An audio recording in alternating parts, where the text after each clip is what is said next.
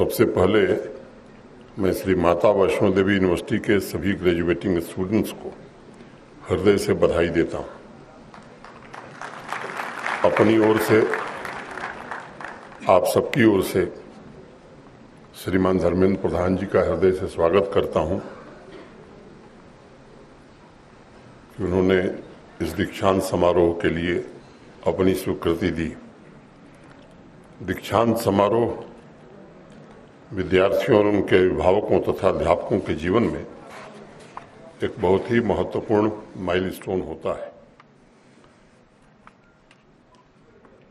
हमारे यहाँ उपनिषद में दीक्षांत का प्रारंभ सत्यम वद धर्मम चर अर्थात सत्य बोलो और धर्म का आचरण करो से होता है।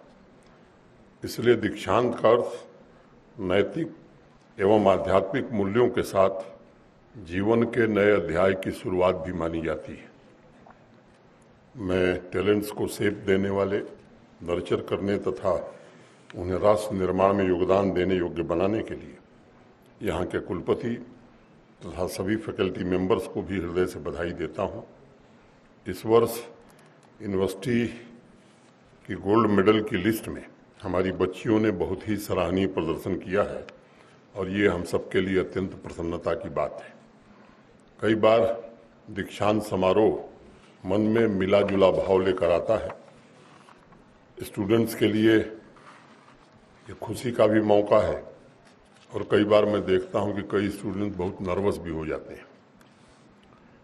बहुत से स्टूडेंट्स जो प्रोफेशनल जिंदगी में प्रवेश करेंगे उन्हें अपार संभावनाओं की खुशी होगी, लेकिन कभी कभी ये भी एहसास होता है कि आने वाली चुनौतियों का सामना करते वक्त आपके जाने पहचाने मेंटर्स, टीचर्स या मित्रों का साथ नहीं होगा तो इसके कारण नर्वसनेस भी होती है। व्यक्तिगत रूप से मेरा मानना है कि आपको नर्वस होने की जरूरत नहीं है।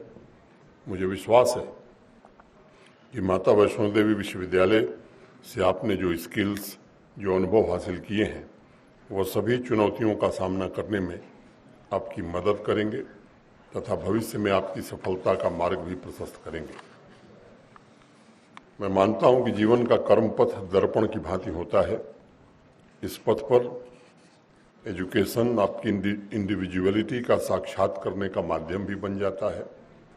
जिस दिन कर्म पथ पर आप स्वयं से साक्षात करेंगे उस दिन एक नया आत्मविश्वास पैदा होगा और आपके कैरियर की पूरी यात्रा खोज का एक अवसर बनेगी।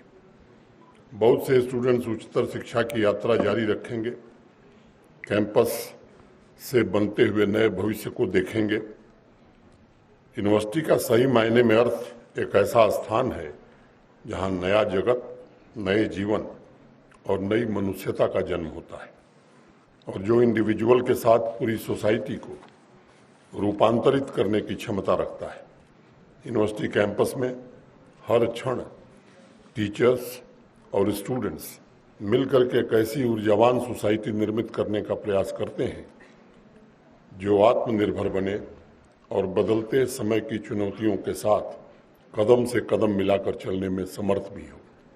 यूनिवर्सिटी एक ऐसा स्थान है जहां समाज और राष्ट्र की जरूरत के मुताबिक नॉलेज के पावर हाउस को नर्चर किया जाता है, जिससे नए इनोवेशंस, नए रिसर्च और अलग अलग क्षेत्रों में टैलेंटेड ह्यूमन कैपिटल आकांक्षाओं और उम्मीदों को नई उड़ान दे सके।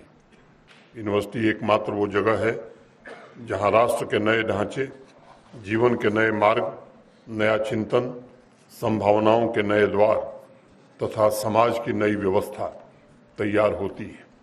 पिछले 19 वर्षों से श्री माता वैष्णो देवी विश्वविद्यालय के टीचर्स संकल्प के साथ इन सभी उद्देश्यों की पूर्ति में जुटे हैं। ज्ञान की तपोभूमि जम्मू कश्मीर की युवा पीढ़ी को नई दिशा भी प्रदान कर रहे हैं। मुझे प्रसन्नता है कि राष्ट्रीय शिक्षा नीति की अनुशंसा के अनुरूप सभी 26 प्रोग्राम में क्वालिटी रिसर्च तथा इनोवेशन पर बल दिया जा रहा है और अभी जैसा कुलपति जी ने बताया, आर्किटेक्चर कैटेगरी की रैंकिंग में इस यूनिवर्सिटी ने पूरे देश में 16वां स्थान भी प्राप्त किया है। आदरणीय प्रधानमंत्री श्रीमान नरेंद्र मोदी जी के मार्गदर्शन में राष्ट्रीय शिक्षा नीति विकसित भारत के सपनों को पूरा करने में जुटा हुआ है। उन सपनों की सिद्धि के लिए निर्मित की जा रही व्यवस्था में योगदान देते हुए इस यूनिवर्सिटी में भी अलग अलग डिसिप्लिन में नए स्कूल प्रारंभ किए जा रहे हैं। फैकल्टी ऑफ इंजीनियरिंग में school of design, interdisciplinary programme, fitness एवं स्पोर्ट्स के नए कोर्सेस, अन्य विधाओं में स्किल डेवलपमेंट, अनुभव आधारित शिक्षण और क्रिटिकल थिंकिंग को प्रोत्साहित करके स्टूडेंट्स को आज के दौर की असीमित संभावनाओं के लिए तैयार भी किया जा रहा है ताकि वह भारत के ग्रोथ का इंजन बन सके। विद्यार्थियों, आज हम वैश्विक परिवर्तनों के बीच से गुजर रहे हैं जो न सिर्फ जटिल है बल्कि बहुत अप्रत्याशित है। तमाम चुनौतियों का सामना करते हुए भारतवर्ष दुनिया की 5वीं सबसे बड़ी अर्थव्यवस्था बनकर उभरा है। आज हमारे सामने 2027 में दुनिया की तीसरी बड़ी आर्थिक ताकत बनने का लक्ष्य है और 2047 में विकसित भारत के संकल्प को साकार भी करना है।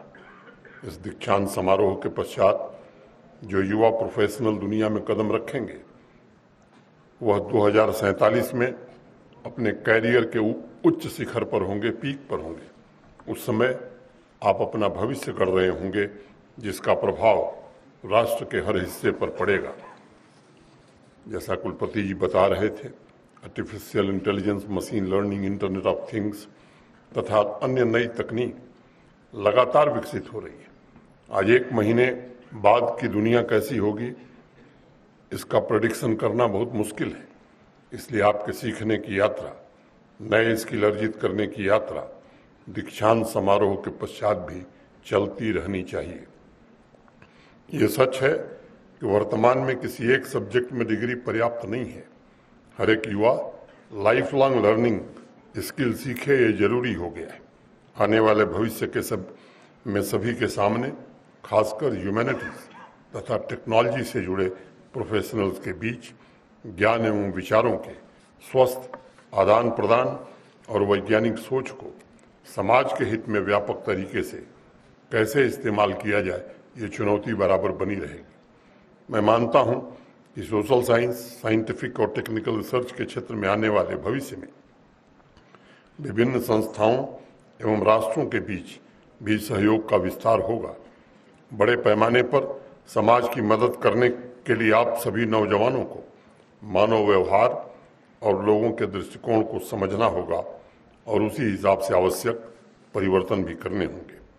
भारत की संस्कृति कहती है, विद्या विंदते अमृतम, विद्या से ही अमरत्व प्राप्त होता है और विद्या के माध्यम से ही इंसान नई दृष्टि प्राप्त करता है, नया रास्ता बनाता है। और इसलिए मेरा एक सुझाव है, भविष्य में आप जिस प्रोफेशन को चुने वह सामाजिक और राष्ट्रीय समृद्धि में जरूर मदद करे, ये आपको सोचना चाहिए। दुनिया के प्रसिद्ध दार्शनिक लाओ त्से का कहना था कि अगर आप यह परवाह करते हैं कि दूसरे लोग क्या सोचते हैं तो आप हमेशा उनके प्रिजनर बने रहेंगे। इसलिए प्रोफेशनल कैरियर में आपकी स्वतंत्र चेतना, पूरी स्पिरिट के साथ एक्सप्लोरेशन ही सृजन एवं समाज की सकारात्मक शक्ति बन सकती है। जब भी आप भविष्य में कोई नई स्किल सीखेंगे तो उसमें भी उतना ही उत्साह होना चाहिए जितना यूनिवर्सिटी के स्टूडेंट के रूप में आज आपके भीतर मौजूद है। जब भी आप कैरियर में बदलाव करेंगे तो वह चुनौतीपूर्ण होना चाहिए। इंडिविजुअल पर्सनैलिटी डेवलपमेंट को मापने का सबसे बड़ा पैमाना आपके सामने चुनौती का होना है, जिससे आप स्वयं और समाज को बदल सकते हैं। प्रिय युवा साथियों, एजुकेशन का सबसे बड़ा जो लेसन है, सबसे बड़ा जो सबक है, वो यही है कि आप तेजी से बदल रही दुनिया में चीजें करके कैसे सीखते हैं। यदि आप कोई नए तरीके का व्यवसाय शुरू करते हैं तो आगे बढ़िए और इसे शुरू करिए। यदि आप नए आइडियाज़ के साथ स्टार्टअप सेक्टर में जगह बनाना चाहते हैं तो जरूर आगे बढ़िए और इसे पूरा करिए।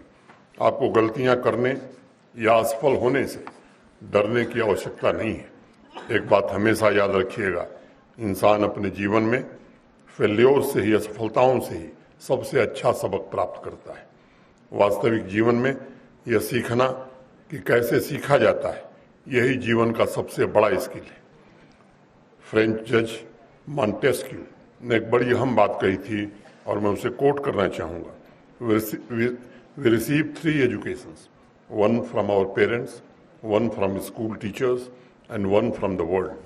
The third contradicts all the first 2 teachers. मैं समझता हूँ ऐसा इसलिए क्योंकि कैंपस से बाहर की दुनिया प्रतिपल बदल रही है और पूरे धैर्य के साथ वहाँ नए स्किल सीखने का आप सबको अवसर मिलेगा। बहुत से युवा जानते होंगे कि मैकडॉनल्ड की तरह कॉफ़ी शॉप में पूरे वर्ल्ड में आजकल स्टारबक्स की चर्चा बहुत हो रही है। स्टारबक्स शुरू करने वाले आप ही की तरह कॉलेज से निकला हुआ एक नौजवान हार्वर्ड शुल्ज था। एक जनरल स्टोर के छोटे से कोने में कॉफ़ी स्टॉल लगाने की जगह उसे मिली थी। उसने अपनी ऑटोबायोग्राफी में लिखा है कि एक शॉप किराए पर लेकर प्रॉपर तरीके से बिजनेस शुरू करने के लिए उन्होंने कुल 242 इन्वेस्टर से संपर्क किया। उसमें से 241 इन्वेस्टर्स ने सीधे तौर पर मना कर दिया, लेकिन वह अपने सपने का पीछा लगातार 3 वर्षों तक करता रहा और अंत में उसे एक ऐसा इन्वेस्टर मिला जो उसके आइडिया और उसके वैल्यूज को समझ सका। और आज आप देख रहे हैं कि वो कहाँ पहुँचा है।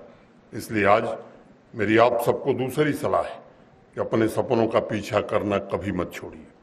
जीवन में उच्चतम शिखर को प्राप्त करने के पहले अनेक छोटे शिखरों से गुजरना पड़ता है। जो राष्ट्र प्रथम के संकल्प के साथ आगे बढ़ेगा वही सफलता के नए परचम लहरा सकता है, जीवन में विकास की नई गाथा लिख सकता है। आज अमृतकाल की यात्रा में अगर भारत को किसी चीज की सबसे ज्यादा जरूरत है तो युवा चेतना की, युवा सोच की, समाज की पूरी क्षमता को इकट्ठा करके राष्ट्र की महत्वाकांक्षाओं की पूर्ति का एकमात्र साधन देश का युवा है। 2047 में विकसित भारत के निर्माण में उनका सबसे ज्यादा योगदान हो, यह सुनिश्चित करने के लिए माननीय प्रधानमंत्री जी ने, हमारे शिक्षा मंत्री जी ने युवाओं की आवाज वॉइस ऑफ यूथ अभियान का इसी महीने आगाज किया था। मुझे उम्मीद है कि आप सभी ने अपने अपने आइडियाज पोर्टल पर जरूर अपलोड किए होंगे। मैं आप सभी ग्रेजुएटिंग स्टूडेंट से माई भारत मेरा युवा भारत से भी जुड़ने का निवेदन करता हूं, आह्वान करता हूं।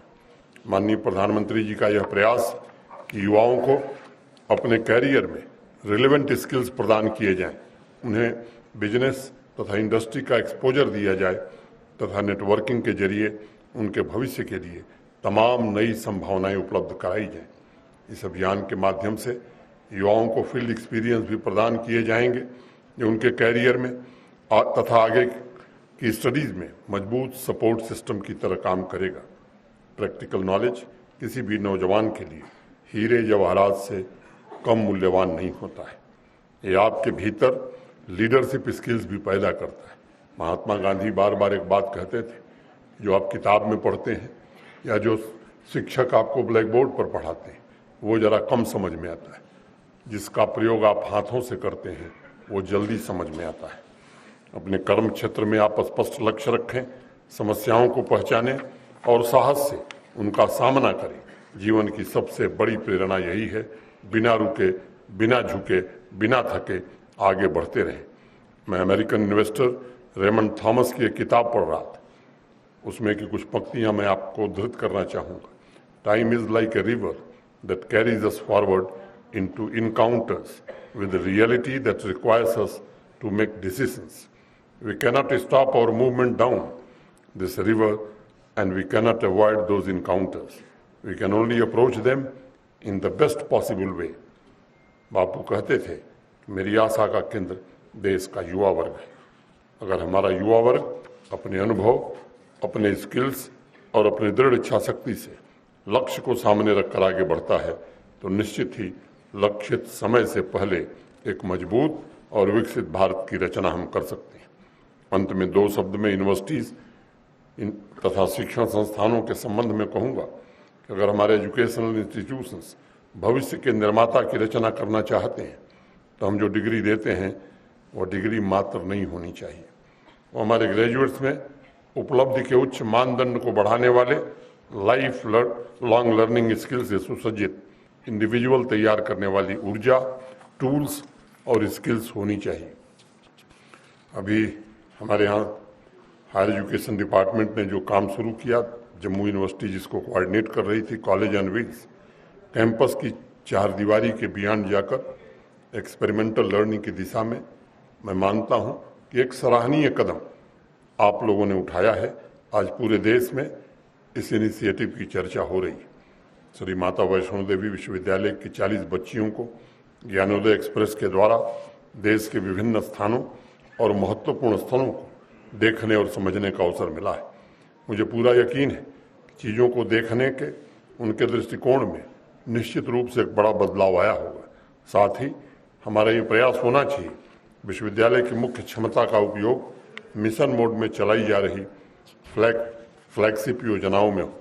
जम्मू कश्मीर में wasteland development, heritage conservation, water resource management, वैकल्पिक ऊर्जा, टूरिज्म, हैंडीक्राफ्ट जैसे क्षेत्रों में यूनिवर्सिटी का महत्वपूर्ण भूमिका कैसे हो सकती है। स्टूडेंट्स को क्लासरूम के बाहर निकलकर सीखने और सामुदायिक विकास कार्यक्रमों में भाग लेने का कैसे ज़्यादा से ज़्यादा अवसर मिले, ये विश्वविद्यालय को जरूर सुनिश्चित करना चाहिए। श्री माता वैष्णो देवी यूनिवर्सिटी रियासी जिले के गांव तथा शहरों में प्रबुद्ध नागरिकों का एक पूल तैयार कर सकती है तथा लिटरेसी अभियान में अपना अमूल्य योगदान दे सकती है। सभी फैकल्टी मेंबर्स को कैंपस से बाहर भी जाने की जरूरत है। समाज को सहायता प्रदान करने और क्या क्या इनिशिएटिव लिए जा सकते हैं, इस पर गंभीरता से सोचने की जरूरत है। इसके लिए जरूरी है टीचर्स भी लगातार सीखते रहें। गुरुदेव रविन्द्रनाथ टैगोर कहते थे, एक शिक्षक तब तक सच्चा शिक्षक नहीं हो सकता जब तक वह स्वयं न सीख रहा हो। एक दीपक तब तक दूसरे दीपक को नहीं जला सकता जब तक वह स्वयं जल न रहा हो। साथ ही हमें रिसर्च इनोवेशन में हायर स्टैंडर्ड को भी बरकरार रखना होगा। नए इनोवेशन और रिसर्च तभी निर्बाध रूप से जारी रह सकते हैं जब वो वर्तमान विश्व और वर्तमान इंडस्ट्री की आवश्यकताओं के अनुरूप होंगे। कई बार लोग कहते हैं कि डिग्री में वजन होना चाहिए। इसका मूल अर्थ यही है कि ऐसी डिग्री जिसमें जीवन की शक्ति हो, समाज और राष्ट्र के बदलने की क्षमता हो। मुझे उम्मीद है कि सभी ग्रेजुएट्स और शोधकर्ता जो आज अपनी डिग्री प्राप्त करने के बाद श्री माता वैष्णो देवी यूनिवर्सिटी से बाहर निकलेंगे, वह देश की क्षमता को और मजबूत करने में अपना शानदार योगदान देंगे। मैं आपको जीवन के हर मोड़ पर सफलता और एडवेंचरस जर्नी की हृदय से शुभकामनाएं देता हूं। आप आगे बढ़ें, खूब तरक्की करें। अब पूरी दुनिया आपकी है। मुझे विश्वास है कि इस दुनिया को जीतने में माता वैष्णो देवी के आशीर्वाद से आप जरूर कामयाब होंगे। मैं फिर से आप सबको शुभकामनाएं देता हुआ माननीय मंत्री जी के प्रति विशेष रूप से हृदय से आभार व्यक्त करता हुआ अपनी बात पूरी करता हूं। धन्यवाद। जय माता दी।